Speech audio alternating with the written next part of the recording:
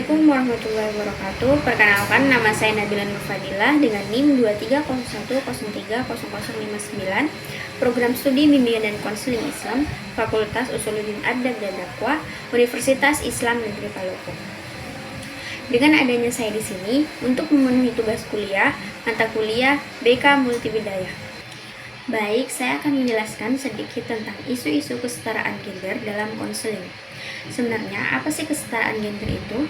Kesetaraan gender adalah suatu kondisi di mana semua individu tanpa memandang jenis kelamin diperlakukan secara adil dan merata. Mereka memiliki hak dan kesempatan yang sama serta bebas dari diskriminasi gender. Pada dasarnya, baik laki-laki maupun perempuan memiliki pilihan dalam menjalani kehidupannya, seperti menyadari potensi dirinya, kebebasan, serta penghormatan dan penghargaan dalam kehidupannya. Sebenarnya, bagaimana sih isu-isu kesetaraan gender ini mempengaruhi proses konseling? Isu gender mempengaruhi proses konseling karena peran gender dan ketidaksetaraan yang masih melekat dalam masyarakat dapat mempengaruhi cara klien atau konseling berpikir, merasakan, dan berperilaku.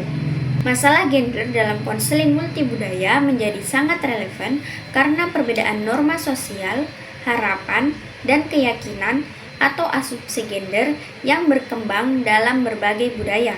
Di beberapa masyarakat, peran gender ini masih sangat kaku, membatasi individu dalam memilih jalur hidup mereka, baik dalam bidang pendidikan, karir, maupun kehidupan pribadinya.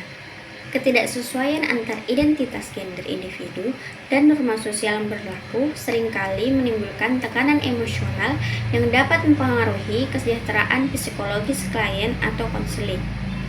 Tekanan tersebut dapat berujung pada stres, kecemasan, bahkan depresi, sehingga menuntut adanya pendekatan konseling yang lebih peka terhadap isu kesetaraan gender.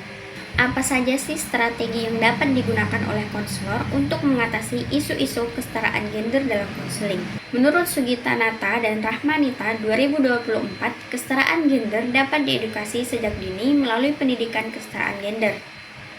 Hal ini karena pendidikan kesetaraan gender merupakan nilai utama untuk menumbuhkan masyarakat yang adil dan inklusif di tengah era kontemporer. Kemajuan teknologi yang pesat dan perubahan sosial yang signifikan, edukasi mengenai pemahaman gender saat ini sangatlah penting.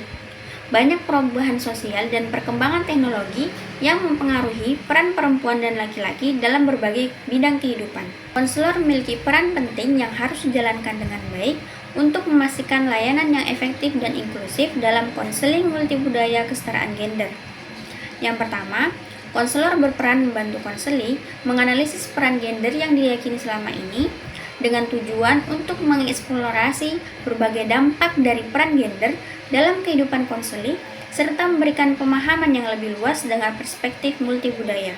Yang kedua, konselor harus menerapkan orientasi teoretik yang netral gender dengan memiliki berbagai orientasi teoritis yang mendukung prinsip keadilan gender.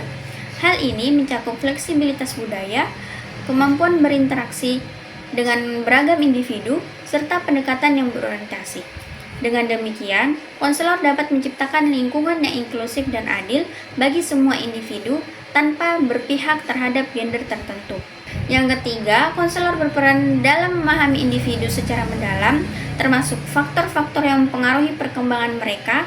Pemahaman ini memungkinkan konselor untuk memberikan bimbingan yang sesuai dengan kebutuhan dan latar belakang konseli, sehingga dapat membantu mereka mencapai perkembangan yang optimal dalam lingkungan multibudaya.